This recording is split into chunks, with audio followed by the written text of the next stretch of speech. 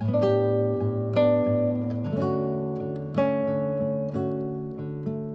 St. Joan of Arc families. Today, on this second Sunday of Easter, we celebrate the love of the risen Christ and God's glorious creation.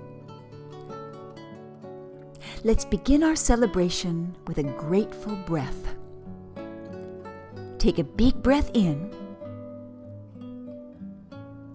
and let it out. And let's have our question. Can we read it together? How do we know God loves us?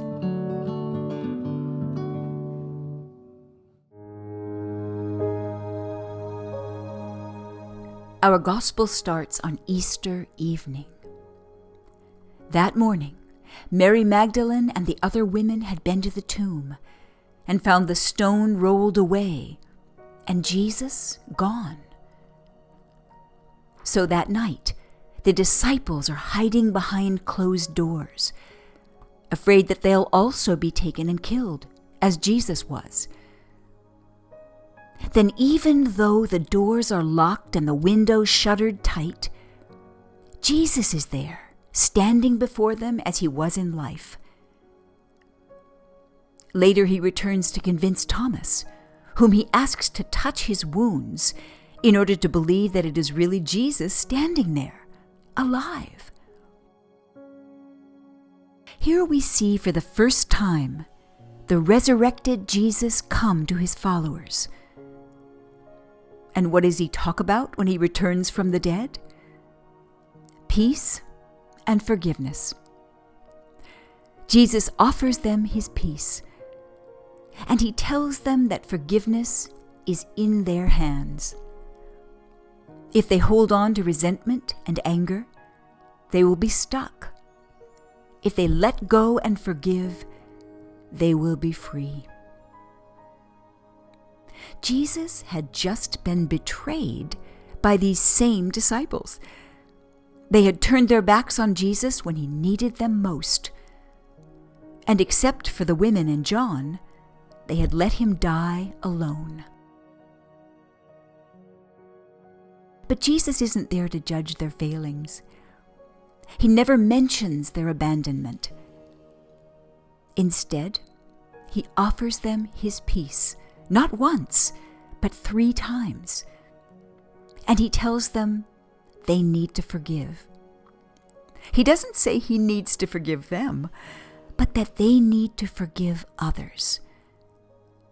Maybe they especially need to forgive themselves. Jesus takes them as they are, loves them as they are, and tries to give them comfort. But if he's trying to comfort the disciples, then why does Jesus come to them all beat up, with marks in his hands and the wound on his side? Why didn't Jesus come to them as radiant light, as divine, as he showed himself at the Transfiguration? Why didn't our God clean himself up? Maybe Jesus wants the disciples to see him as he is, wounds and all. He wants to remind them that he was made of flesh, just like them. Oh yes, he's our God who chose to walk among us, chose to share in all of our life, including our suffering, even our death. How do we know our God loves us? Our God loves us so much that he willingly took on all our pain. On Friday, we celebrated Earth Day, which is a time to remember our Creator God, who so loves the world that Jesus came and walked upon the earth to teach us how to live here in harmony. In honor of Earth Day and our loving Creator, we have a story for you, Big Mama Makes the World, written by Phyllis Root and illustrated by Helen Oxenbury, a love letter to our world and our Creator, who here is a very down-to-earth mother of the universe. Our reader is Jane Cavanaugh.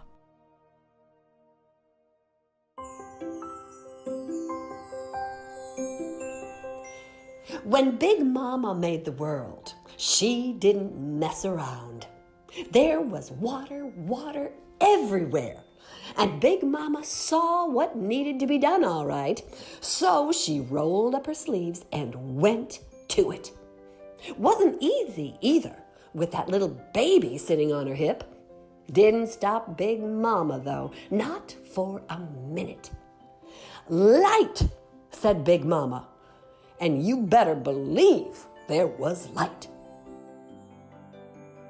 "Dark," said Big Mama, and there was the dark, just as big as the light. "You two got work to do," Big Mama said. "Don't you be fooling around none." Then she looked at the light, and she looked at the dark, and she looked at that little baby looking at the light and the dark, smiling and cooing, and Big Mama said, "That's good. That's real good."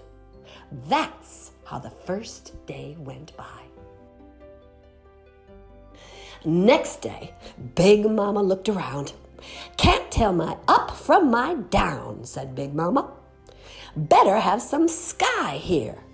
And there it was, one big sky wrapping over everything, soft and blue as a baby's blanket. And Big Mama, she was pleased all right. "That's good," she said. "That's real good." That's how the second day went by.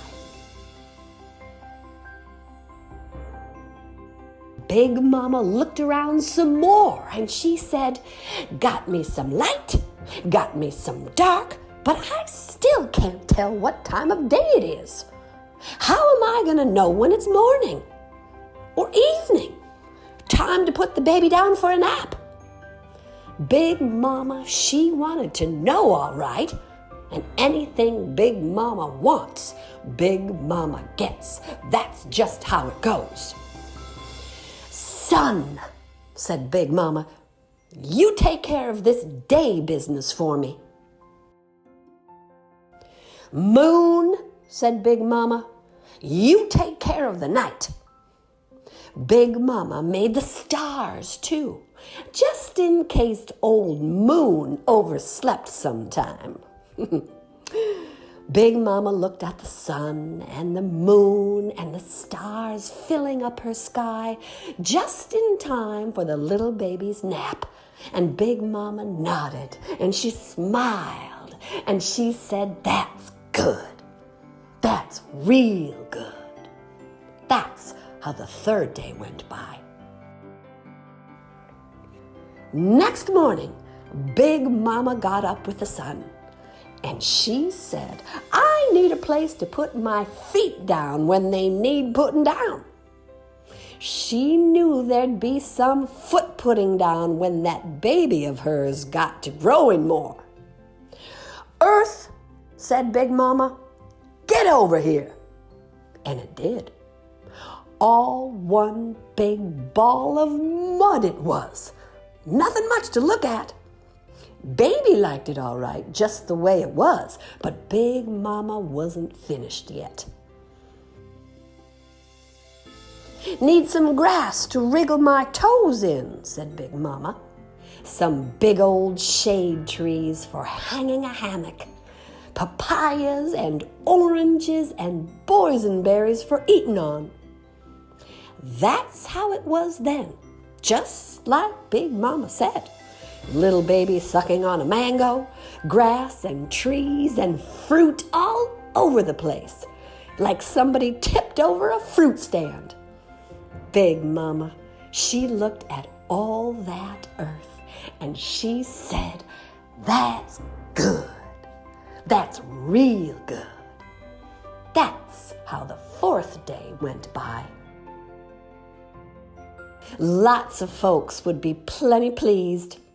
But Big Mama, she doesn't quit a job till it's done and done right. Big Mama looked at all that water and earth and trees and sky and sun and moon and stars, and she said, "Awful quiet down there. Better have some whales, better have some birds, better have some fish. That's exactly what happened, all right. Pretty soon, there were more whales and catfish and mockingbirds and crows than a little baby could shake a stick at. Big Mama looked at all that action and she said, "That's good. That's real good." That's how the 5th day went by. Big Mama was about ready to be done with it all. Making a world was a lot of work. What with the laundry piling up and the dishes needing doing, she figured she'd better finish things off in one big bang. Everybody else wants to get created. This here's your chance, Big Mama said. Hedgehogs and night crawlers, raccoons and garter snakes, rabbits and polar bears. That's how Big Mama made them all. One big bang!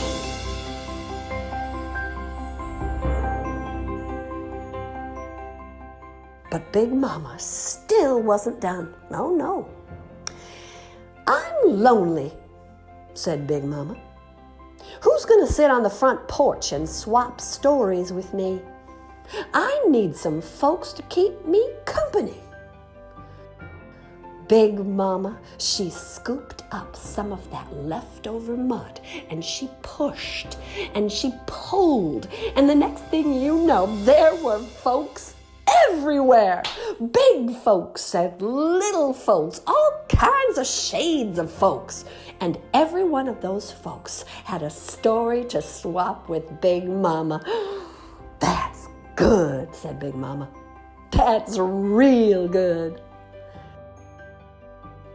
That's how the 6th day went by, with Big Mama and all those folks sitting on the porch and gabbing while the sun went down. Big Mama was ready for a rest, all right. But Big Mama had one more thing to do. She lined up all those folks and said, "This is a real nice world we got here, and you all better take some good care of it. I'm taking a day off to rest now, but I'll be keeping an eye on you." That's what Big Mama said, all right, and you better believe she meant it. Every once in a while, when she's making cookies or rocking that little baby to sleep, Big Mama looks down and says, "Better straighten up down there." And every so often, Big Mama looks down on this nice little world she made, and she nods, and she smiles, and she says, "That's good. That's real good."